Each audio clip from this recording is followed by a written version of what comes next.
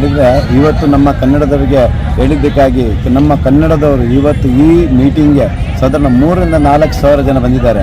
ಆದರೆ ನಮ್ಮ ಕನ್ನಡದವರು ಎಲ್ಲಿ ಸಹ ಯಾವಾಗಲೂ ಹಿಂದೆ ಇಲ್ಲ. ಎಲ್ಲ ಕಡೆಯಲ್ಲಿ ನಾವು ಗೋವದವರಿಗೆ ಹೆಗಲು ಕೊಟ್ಟು ಪ್ರತಿಯೊಂದರಲ್ಲಿ ನಾವು ಇದ್ದೇವೆ ಅಂತೇಳಿ ಇವತ್ತು ಮತ್ತೆ ತೋರಿಸಿಕೊಟ್ರು. ಮೊನ್ನೆ ಅಲ್ಲಿ 10,000 ಜನಕ್ಕೆ ಬಂದಿದ್ದರು ನಮ್ಮ ಮೋದಿಜಿಯವರು ಬಂದಾಗ. ಇವತ್ತು ನಮ್ಮ ಅಮಿತ್ ಶಾ ಅವರು ಬಂದಾಗ ಸದಾ 3,000-4,000 ಜನ ಬಂದಿದ್ದಾರೆ. ಆದ್ದರಿಂದ ಕನ್ನಡದವರಿಗೆ ನಾನು ಮತ್ತೊಂದು ಸಲ ಹೇಳ್ತೇನೆ, ಇದೇ ರೀತಿ ನೀವು ಸಾಥ್ ಕೊಡ್ತೀರಿ, ಒಟ್ಟಿಗಿಡ್ತೀರಿ. ನಮ್ಮ ಜೊತೆಗೂ ಗೋವಾದ ಸರ್ಕಾರ ಇದೆ. ಗೋವಾದ ಸರ್ಕಾರ ಡೈರೆಕ್ಟ್ ನಮಗೆ ಏನು ಬೇಕಾದ್ರೂ ಅದು ಕೊಡಲಿಕ್ಕೆ ತಯಾರಿದೆ. ಮೊನ್ನೆನೂ ಸಹ ಇಲ್ಲಿ ಮತ್ತೊಂದು ಮನೆದ ಬಗ್ಗೆ ಪ್ರತಿಯೊಬ್ಬರಿಗೂ ಮನೆ ಇಲ್ಲದವರಿಗೆ ಮನೆ ಸಿಗ್ತದೆ. ನಮ್ಮ ನರೇಂದ್ರ ಮೋದಿಯವರಿಗೆ ಎಲೆಕ್ಷನ್ ಆದ ತಕ್ಷಣ ಇದ್ರ ಬಗ್ಗೆ ನಾನು ಅಧ್ಯಯನ ಮಾಡಲಿಕ್ಕೆ ಬರ್ತೇನೆ. ಎಲ್ಲೆಲ್ಲಿ ಯಾರ್ಯಾರಿಗೆ ಮನೆ ಸಿಗಲಿ ಅದ್ರ ಬಗ್ಗೆ ಎಲ್ಲ ಡಿಟೇಲ್ ತೆಗೆದು ನಾವು ಈಗ BJP ಪಾರ್ಟಿಗೆ ಕಳಿಸಿಕೊಡುವ. ನಮಸ್ಕಾರ. ಹೇಳಿ ಜಯಘೋಷ ಅಂದರೆ 2 ಸೀಟು ಗೆಲ್ಲುವುದು 100% ಗ್ಯಾರಂಟಿ.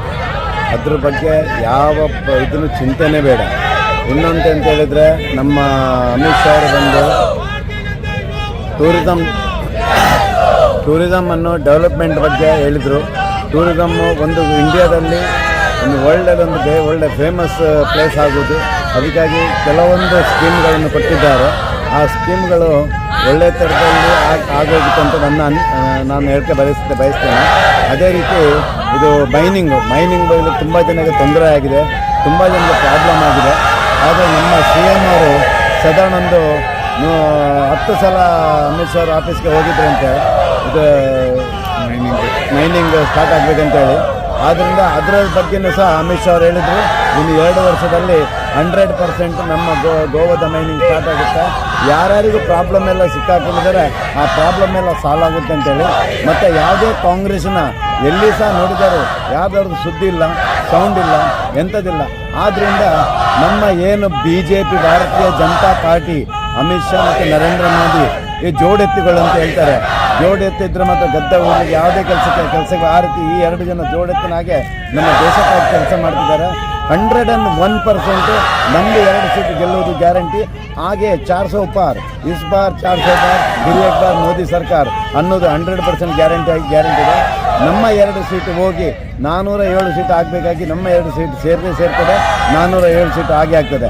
ಆದ್ದರಿಂದ ನಾನು ಇನ್ನೊಂದು ಸಲ ನಮ್ಮ ಕನ್ನಡ ಜನತೆಗೆ, ಕನ್ನಡ ಸಮಾಜದ ಎಲ್ಲ ಜನರಿಗೂ ಕೈ ಮುಗಿದು ಕೇಳ್ಕೊಳ್ತೇನೆ, ಮನೆಗೆ ಬದಿ ಬೇರೆ ಮನೆಯವರನ್ನೆಲ್ಲ ಎಬ್ಬಿಸಿ ಯಾರು ಬೇರೆ ಪಕ್ಷಕ್ಕೆ ಅವರು ಯಾಕಾಗಿನೇ ಓಟ್ ಹಾಕಬೇಕಂತ ಹೇಳಿ ನಮ್ಮ ಕನ್ನಡದವ್ರಿಗೆ ಹೇಳಿ ನಾವು ಪ್ರತಿಯೊಂದು ಎಲೆಕ್ಷನ್ನ ದಿವಸ ಕರ್ಕೊಂಡೋಗಿ ಓಟ್ ಹಾಕಿಸ್ಬೇಕು, ಓಟ್ ಹಾಕಲಿಕ್ಕೆ ಹೇಳಬೇಕು, ನಾವು ಓಟ್ ಹಾಕಬೇಕು.